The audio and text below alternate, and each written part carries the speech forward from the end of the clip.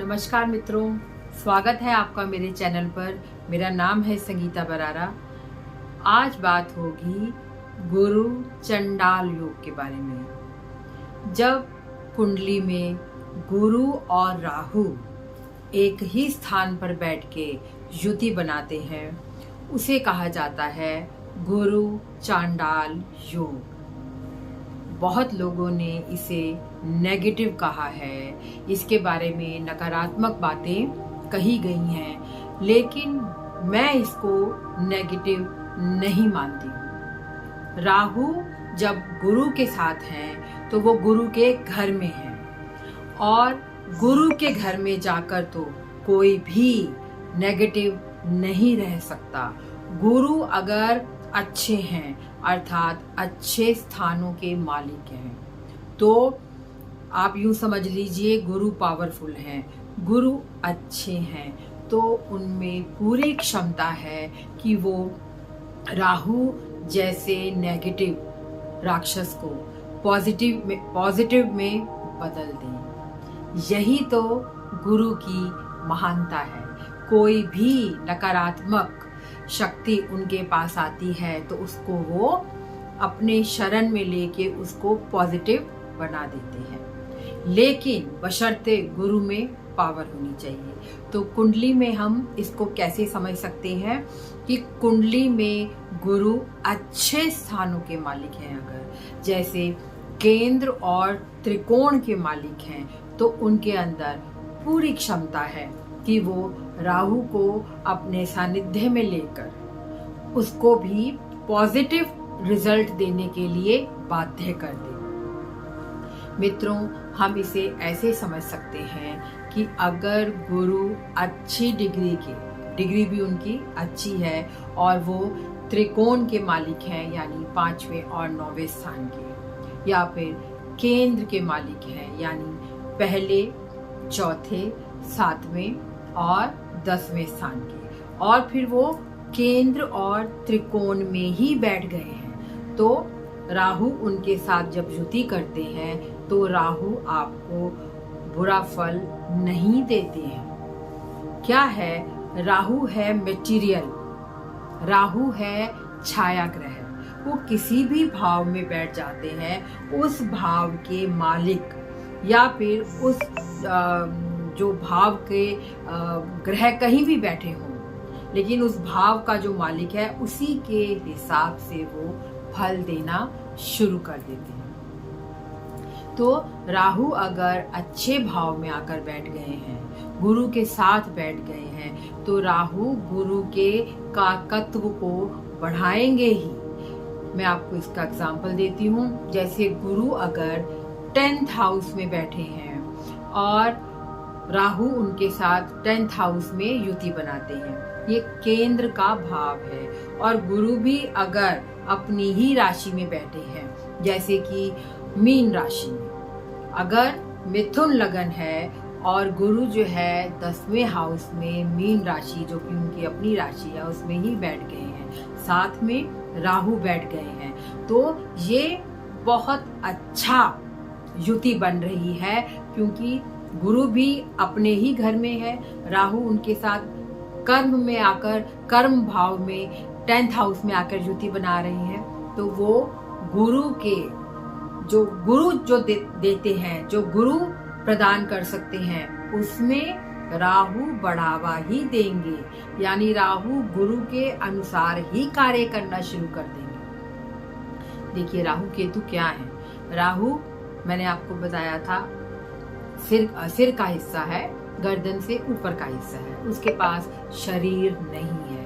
केतु धड़ का हिस्सा है, सिर से गर्दन से नीचे का हिस्सा है, और केतु के पास सिर नहीं है, उसके पास चेहरा नहीं है। तो ये प्यासे हैं अपनी पहचान बनाने को, अपने आप को पूर्ण करने के लिए ये शुरू से ही प्यासे हैं कि किसी तरह से इनको पूर्णता प्राप्त हो जाए। अब राहु गुरु के घर में आकर अगर गुरु के शरीर को ही एक तरह से प्राप्त करते हैं, छाया ग्रह है ना, 10th हाउस में आकर, गुरु के घर में आकर ये गुरु के शरीर को ही एक तरह से प्राप्त कर लेते हैं। तो गुरु के अनुसार, तो गुरु कि जैसे गुरु कार्य कर रहा है वैसे ही राहु भी आपको फल देना शुरू कर देते हैं। तो एक तरह से गुरु के कार्यों को, गुरु के कारकत्व को, गुरु के भाव को बहुत ज्यादा बढ़ाते ही हैं। बस ये देखना है कि राहु जो है अच्छे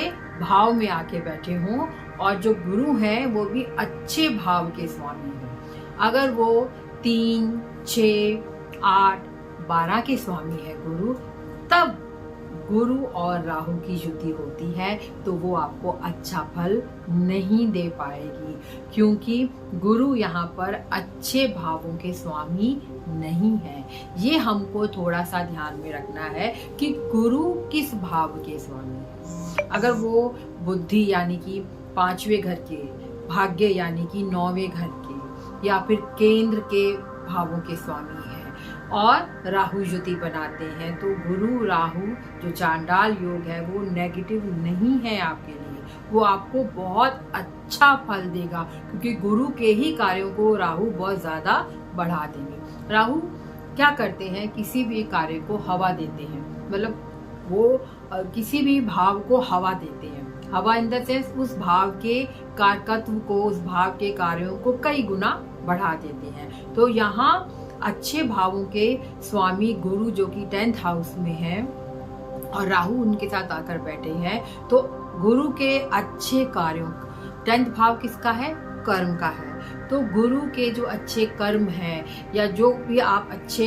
जैसे गुरु क्या है, धर्म के काम में आपको या कि अध्यात्म की तरफ जोड़ता है, धर्म से जोड़ता है, तो राहु भी उसके साथ बैठ के, राहु गुरु के ही शरीर को प्राप्त करके धर्म अध्यात्म को आपके अंदर कई गुना बढ़ा देंगे, आपके कर्म कई गुना बढ़ जाएंगे और अच्छे कर्म। तो हमेशा ही ये समझिए कि हमेशा ही गुरु चांडाल योग बुरा है ऐसा नहीं होता है।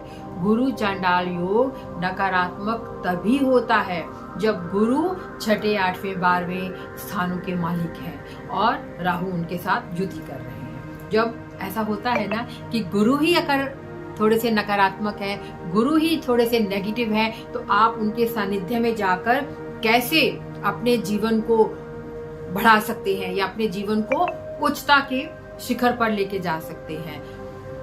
ये तो एक साधारण से जीवन में भी हमें समझ में आता है। गुरु हमको अच्छा मिलना चाहिए, गुरु हमारा स्ट्रांग होना चाहिए, गुरु हमारा उच्चतम होना चाहिए, तभी हमारे भी जीवन को वो उच्चतम स्तर पे लेके जा सकेगा।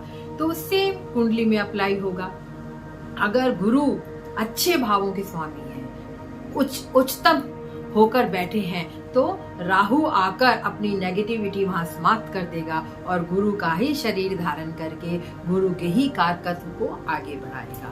तो देखिए, एस्ट्रोलॉजी एक रिसर्च का विषय है, निरंतर इस पर रिसर्च कार्य चलता रहना चाहिए। तो जो मैंने इतनी सब कुंडलियां देखकर सीखा और मैंने अपनी रिसर्च की, उसके हिसाब से मैंने आपको आज गुरु चांडाल योग के बारे में बताया है। हो सकता है कुछ लोग मेरे से भिन्न विचार रखते हों, लेकिन ये मेरे अपने विचार हैं कि राहु मटेरियल है, वो जिस भी भाव में बैठ जाता है वहाँ की जो मटेरियलिस्टिक थिंकिंग है वो बढ़ा देता है, और साथ ही साथ वो उस भाव के कारकत्व को भी बहुत ज्यादा बढ़ा देता है। अगर वो गुरु के साथ बैठ गया है और गुरु बहुत ही शुभ है, बहुत ही जिसे कहते हैं सशक्त है कुंडली में, तो गुरु चांडाल योग आपको कभी भी बुरा फल नहीं देगा, बल्कि आपको जिंदगी में बहुत ही आगे ले जाएगा।